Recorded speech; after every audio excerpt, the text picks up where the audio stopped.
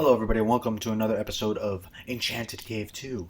Now, I have new recording equipment, which means that everything will now come through a lot clearer and a lot better. And the fact that you can actually hear the game music and me speaking. And you know what? That is beautiful.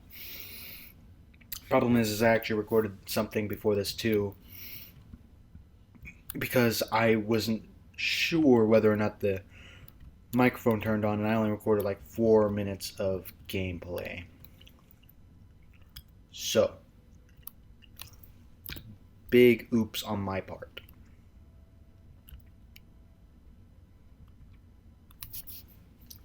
Also, I do have a better recording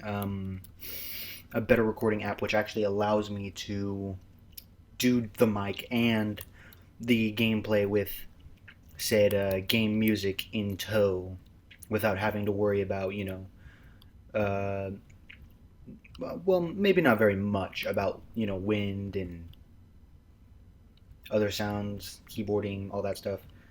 Um, it really is just. It should be just the game music and the microphone. Maybe even the occasional tap of my keyboard. But other than that, it should be just those things. Anyway, so I came back and it turns out my character is actually pretty OP already because I'm not taking any damage anymore. If you notice my life bar, it's literally stayed at 600 this entire time, and before they were tearing chunks out of me like 50 or 56, so my guy was just taking it like a corner slut. Anyway, so that was floor 25. Yeah, no, floor 25 is where the gigantic jungle spider was. I recommend not going back to the previous episodes because everything is a lot less, clear and everything. And considering the fact that, uh, I was speaking through the internal microphone, it was a lot worse. But the microphone I have now is a lot better. I'm going to be doing some working around with it because um, I'm not sure exactly how much of what I say gets through, because I could be saying all this right now and you guys could just be like, what the hell is he saying? And then I'm like, and then everything goes wrong, and then the world explodes, and all those things are bad. Unless you're Satan. Satan, if you're out there watching this, don't give them ideas. I don't want that. Anyway, but other than that, yeah, no. There's been a lot of progress in terms of killing and taking things. It also turns out that after you kill each and every single thing, I don't know if you guys watched the other previous episodes, but it turns out by killing these things, you actually get money too, and I didn't know that. Oh, I took damage. That's new. Heh. No, it's not. Um, Also, if you haven't noticed, it turns out I'm getting bigger potions now that I've more or less cascaded through a little bit of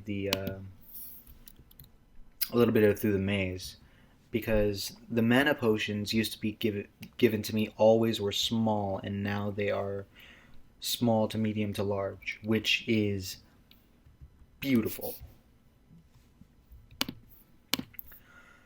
Oh, and you missed me leveling up once from the previous episodes. So, if you're really that wanting to see the footage of lost stuff, I think I still have it, so I can post it up and be like, lost footage.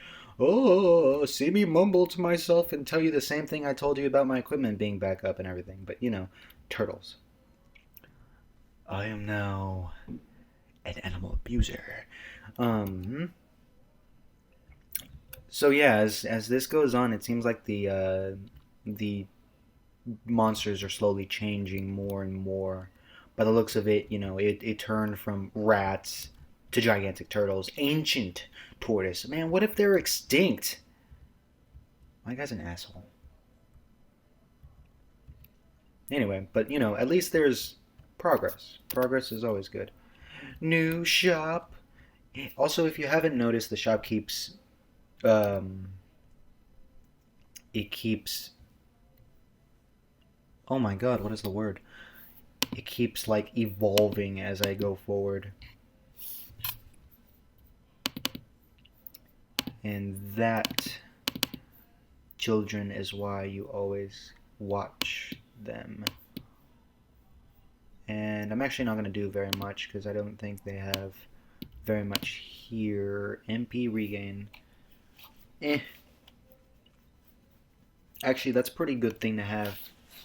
See, if you guys are just watching this and just getting into this, because now I have better equipment and everything, and I can understand. Um, you can enchant your stuff. So, in other words, like I will show you right now. Let's go to my current weapon, which gives bleed effect. I'm going to enchant that to have, let's see, where was it? The MP regain.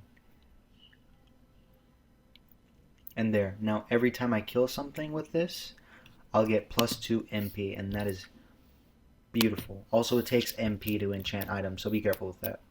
Just in case you did not know, which you probably didn't.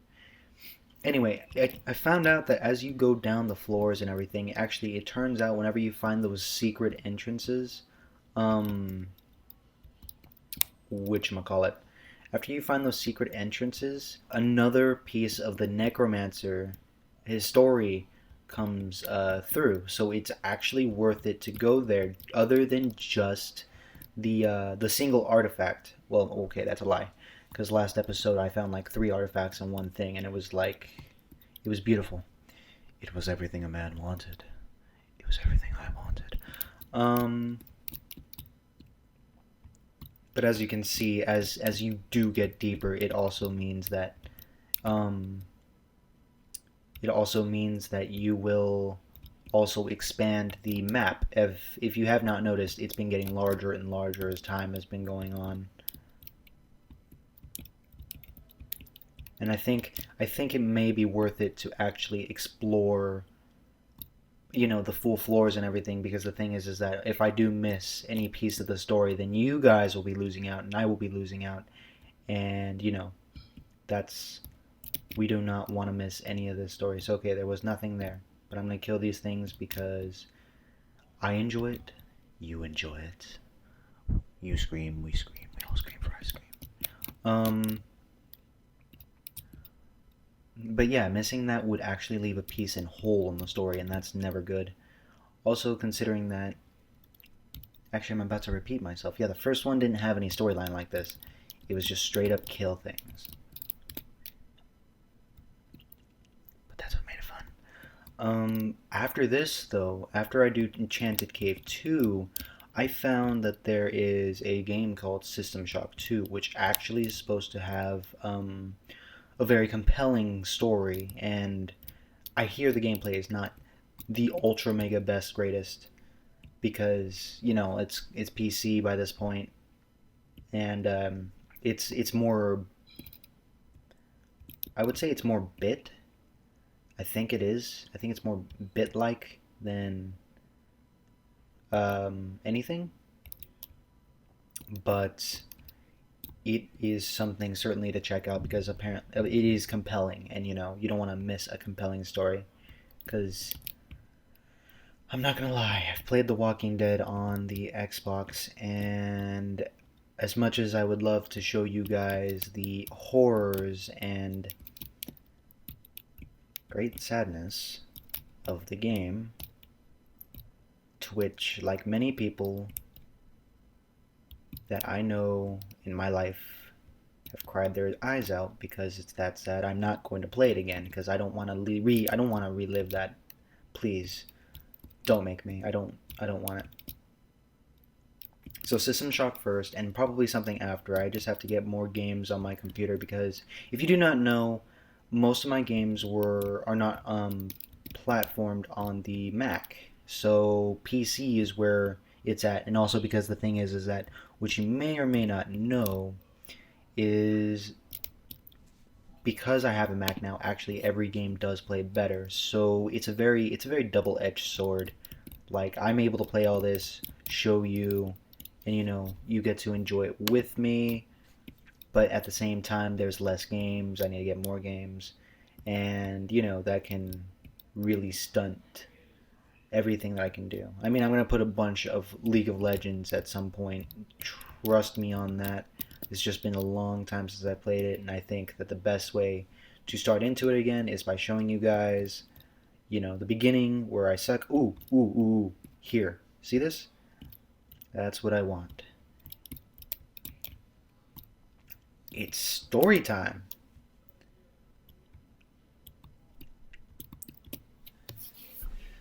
Okay, it's gonna get a little loud because I'm gonna get closer to the microphone. Day 104. Everything is finally in place, and and already coming together. An enchantment on the cave to make it a treasure hunt of sorts, with an option of escape, but with the ultimate risk. The fools are willing to risk their lives for treasure, blinded by their greed. Just a simple message of a treasure cave in a nearby town and curiosity, and a word of mouth will take care of the rest. So the necromancer had enough human souls to be able to manipulate the cave and make gold and everything, which is why there's so much gold with the monsters, right? And then that means that because of that, he was able to make like the equipment too, and an enchantment which took it all back, which is why whenever you leave it, no one can ever have the stuff. But why the artifacts? I want an explanation on the artifacts, because the artifacts are apparently the only thing you can take out of the cave, which is to me rather odd. Let's heal just a bit. I also want to check out what kind of things I have, because as much as I do love see, look at this. This is big thing.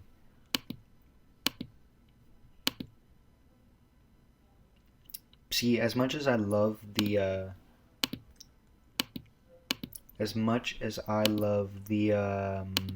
oh my god, the words will not escape my mouth. Oh, I love these boots, but these are better. What? Okay, four will not do very much. As much as I love the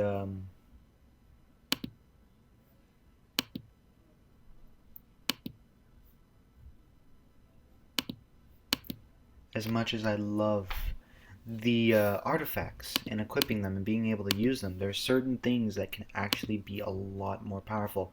Nothing's ever going to be more powerful than this. It's too OP. It really is.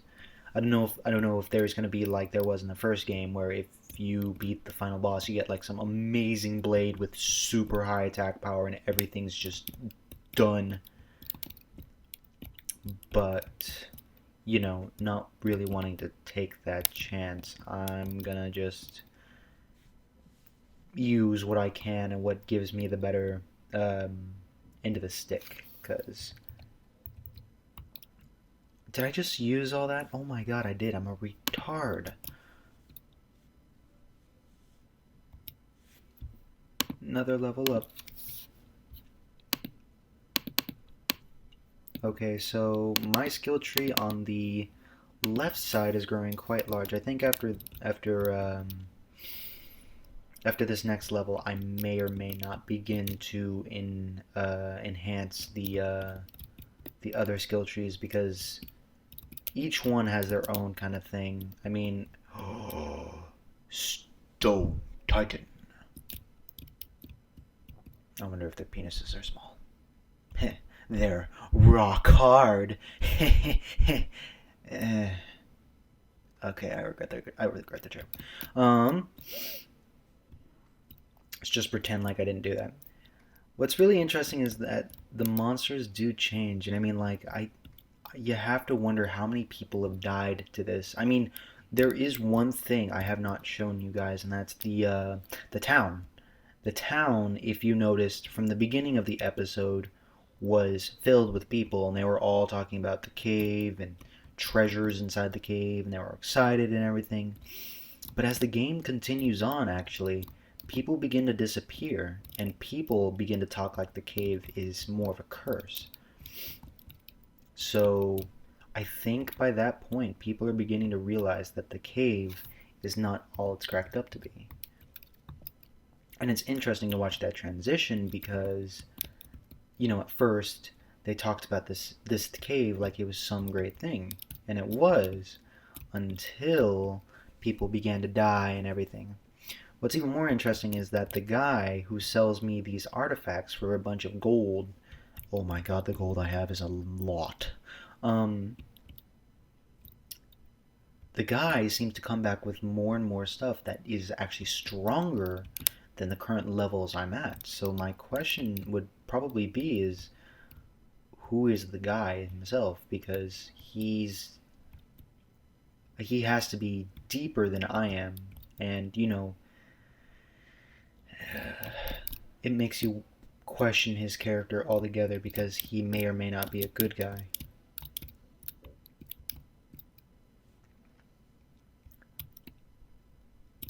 Honestly, I'm debating whether or not to go get more spaghetti because I just ate, and oh my god, I love spaghetti. Spaghetti is probably one of the best things ever in the world. Oh, also bread. Bread. Very crispy bread. French bread is also amazing. I'm just. Maybe I'm just still hungry, probably. Anyway. I just need to find some more story.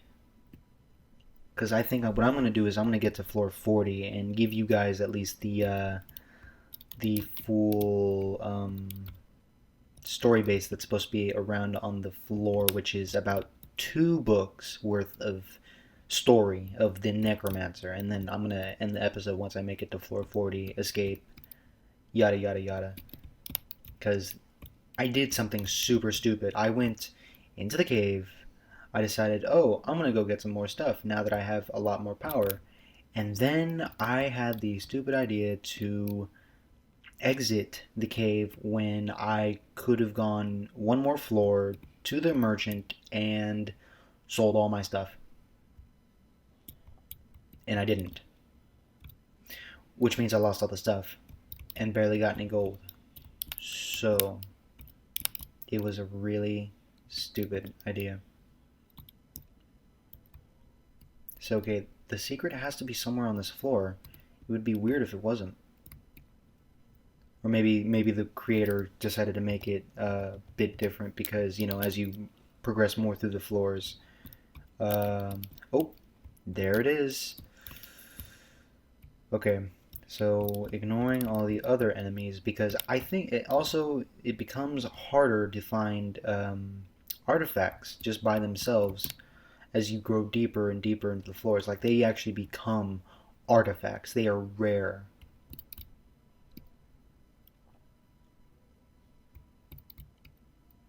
I went the wrong way. Crap. Okay, back, take. I'm gonna make him extinct because I want this. Okay, there's the book. Ooh, jeweled gauntlets. I actually want to see this really quick because the names can tell you so much about the things. Like, look at this. 5 regain health and critical chance, but it's weaker than what I currently have, and that's 16 defense. Actually, in truth, this is worth a lot more than this because I admit this has defense to cold and defense, but this has defense, regain, and critical chance, while this one has just critical chance. So, I'm going to just do that. Okay, so it's going to get a little loud again because I'm going to get close to the mic, but day 160. It's been a while since my last entry, but I need to reflect. Two souls so far I've managed to reap from greedy explorers. They all died from creatures too. I didn't even have to do it. It's so perfect. I need to refine an enchantment on the cave so that it is self-sustaining. I want to spend my time studying and experimenting. Alright, but I think that's going to end it for the episode. I'm going to sell all my stuff to this guy because he's a sucker. Ooh, look at that money. Look at that money. 5K. Okay, fine. One more thing. And that'll be That'll be me buying another artifact. Regeneration ring. Hell yeah, I don't even care if it costs that much. That's beautiful. Wait, does this recover? Oh my god, it recovers both. It's too bad.